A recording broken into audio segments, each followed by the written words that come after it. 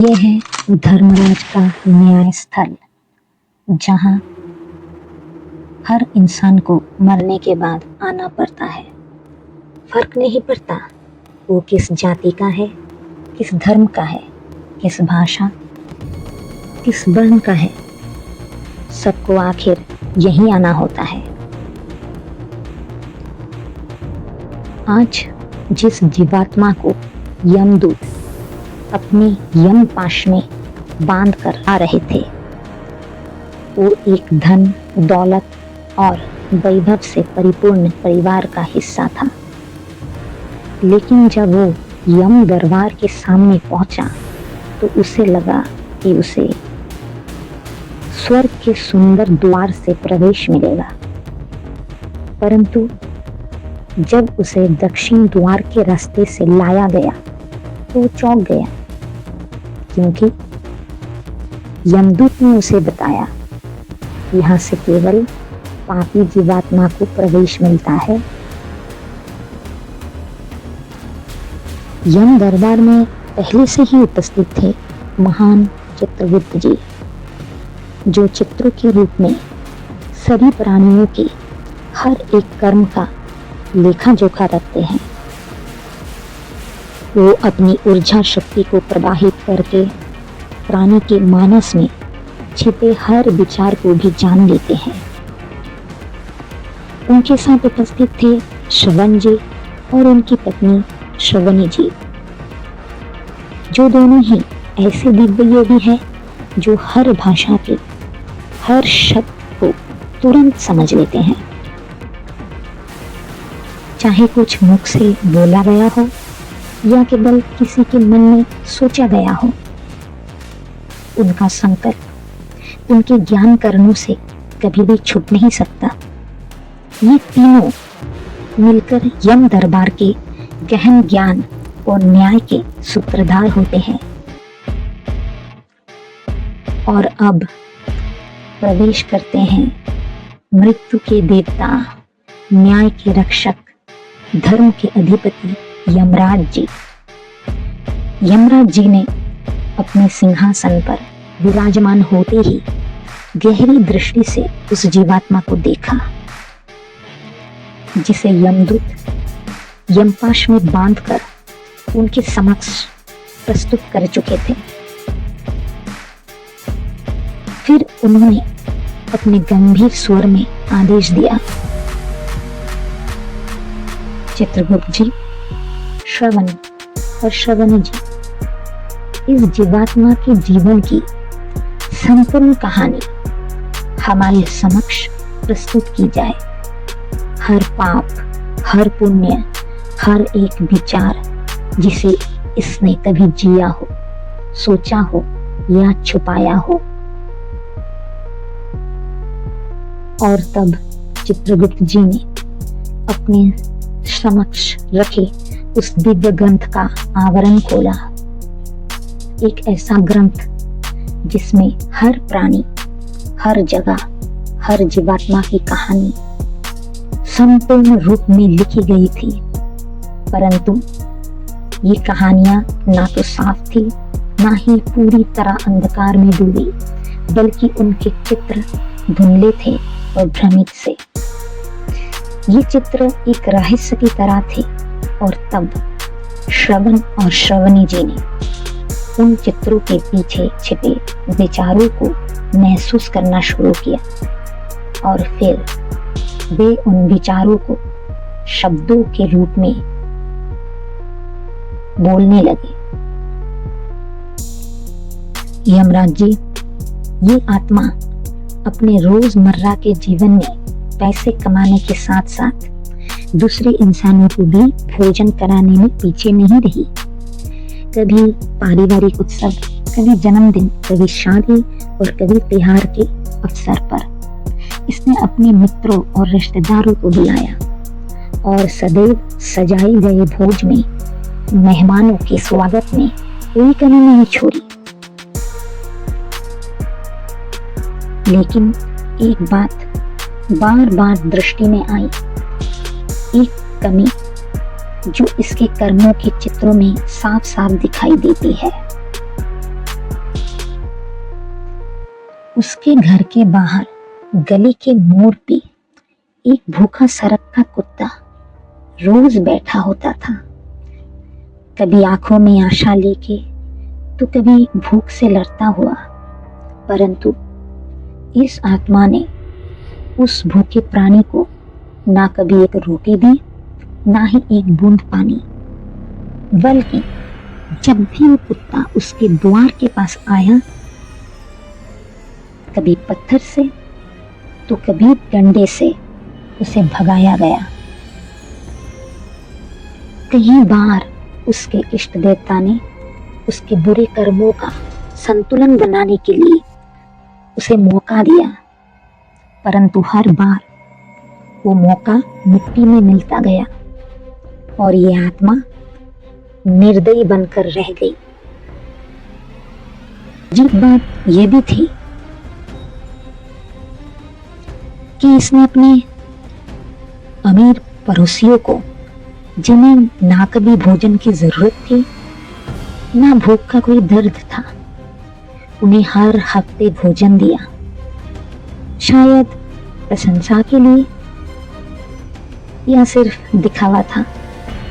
पर जहां असली धर्म की जरूरत थी, एक भूखे निर्दोष सड़क के कुत्ते के रूप में, वहां इस आत्मा ने अनदेखा किया। उसकी भूख, उसका दर्द, उसकी आंखों में उम्मीद का वो आखिरी किरण, सब कुछ नजरअंदाज। यमराज जी ने उस आत्मा की ओर गहरी नजर से देखा और गंभीर स्वर में कहा, हे आत्मा, तुम्हें कई बार अवसर मिला अपने भोजन का थोड़ा सा हिस्सा किसी आशा भरी आंखों को देने का, पर तुमने हर बार उस अवसर को नजरअंदाज किया। तुमने अपने समाज को तो खुश किया, पर अपने दान के कर्तव्य से मुंह मोड़ लिया। आखिर ऐसा क्यों किया तुमने?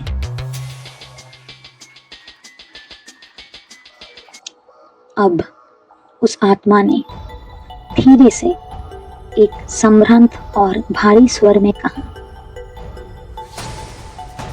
यमराज जी, मैं मानता हूं कि मैंने गलतियां की हैं, लेकिन क्या हर गलती जानबूझकर की जाती है? उस समय मुझे लगा था कि जो लोग मेरे समाज में महत्वपूर्ण हैं, उन्हें खुश रखना ही मेरा सच्चा कर्तव्य है। यमराज जी, पड़ोसी, मित्र, रिश्तेदार, इनकी प्रसन्नता में ही मैंने अपना सम्मान देखा, और वो सड़क का कुत्ता, मुझे हमेशा लगा कि वे वसच्छ है, खतरनाक है। मुझे उनसे घिन सी आती थी। शायद मैंने कभी उनकी भूख को भूख के रूप में देखा ही नहीं। उन्हें मैंने बस परेशानी समझा। लेकिन इसका अर्थ ये नहीं था कि मैं निर्दयी था। मैं बस अंधा था अपने अहंकार में, अपनी सोच में। और अगर कभी मैंने किसी भूखे कुत्ते को नहीं खिलाया, तो क्या कई बार किसी हंसते चेहरे को और ज्यादा हंसाने की कोशिश की, क्या वो भी एक प्रकार का पुण्य नहीं था? तब यमराज जी बोले, हे आत्मा, तुम्हारा दंड सच है। तुमने पुण्य भी किया, परंतु उसमें विवेक की कमी थी।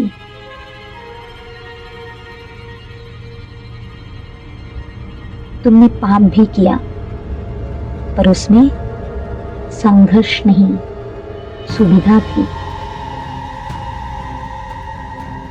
तुमने हर रोज सबको खिलाने के बाद बचा कुचा खाना कचरे के डब्बे में फेंका, लेकिन तुम्हारे घर के सामने जो भूखा कुत्ता था, उसे एक बार भी खिलाने का वक्त तुम्हारे पास नहीं था। शायद तुमने सोचा ये मेरी जिम्मेदारी नहीं, या फिर शायद तुम्हें लगा एक कुत्ता ही तो है, क्या फर्क पड़ता है। पर कभी सोचा है जिस दिन तुम्हारे पास खाने को कुछ ना हो और कोई तुम्हारी तरफ देखे भी ना, तो कैसा लगेगा। जरूरत सिर्फ रोटी की नहीं होती, थोड़ा सा इंसानियत का एहसास भी जरूरी होता है। वो कुत्ता तुमसे कुछ नहीं मांगता, बस थोड़ा सा स्नेह या एक टुकड़ा रोटी ही सही। अगली बार जब तुम्हारा खाना बचे तो जरा सोचना, एक प्राण है जो भूखा है और तुम्हारे पास एक मौका है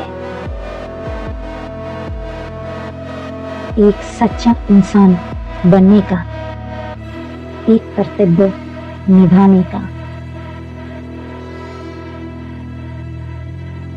चाहे वो इंसान हो या फिर एक सड़क का कुत्ता, भूख सबकी एक सी होती है। फर्क सिर्फ इतना है कि कुछ बोल नहीं सकते तुम्हारी तरह, पर महसूस सब करते हैं। अब यमराज जी ने चित्रगुप्त जी की ओर देखा और कहा, इस आत्मा में भूल ज्यादा है, लेकिन एक संभावना भी। इसे तुरंत नरक में डालने का आदेश नहीं दिया जा सकता। ये अपने कर्मों को समझने के लिए एक अंतर्वासना लोक में भेजा जाए, जहां ये दूसरों की भूख और पीड़ा का अनुभव स्वयं करे। यमराज जी का सर और भी गहरा और निर्दोष सच्चाई से भरा था। हर शब्द में एक आईना था। पूरे दरबार में उनकी वाणी गूंज उठी, न्याय का स्वर गूंज उठी, हर कोना कांप उठा। सुन है आत्मा, अब तू उस भूखे प्राणी के दर्द को जिएगा जो रोज तेरे द्वार के पास आशा लिए बैठा रहता था। सिर्फ एक रोटी, एक स्नेह की आशा, निःशब्द, निस्वार्थ। एक ऐसा रूप जिसमें तू स्वयं भूख, प्यास, अनदेखी पीड़ा का अनुभव स्वयं करेगा। दंत होंगे, रूप होगा पर वाणी नहीं, आंखें होगी पर विनम्रता की भाषा नहीं। तुझे समझना पड़ेगा बिना बोल के भी दया का अर्थ क्या होता है। अनुभव के माध्यम से दया का अर्थ, करुणा का मूल जिसका तू अभाव था। ये सजा नहीं है, ये सुधार है, ये सीख है। ये नरक नहीं, ये अंतर्वासना लोक है, जहां किसी प्राणी को भूखा रखने से बड़ा पाप और करुणा से बड़ा पुण्य कुछ नहीं होता है। जो सिर्फ दान नहीं, संवेदना है। ये कर्मफल है, तुम्हारे हर कर्म का प्रत्युत्तर। सभा समाप्त, लेकिन एक नई शुरुआत के लिए।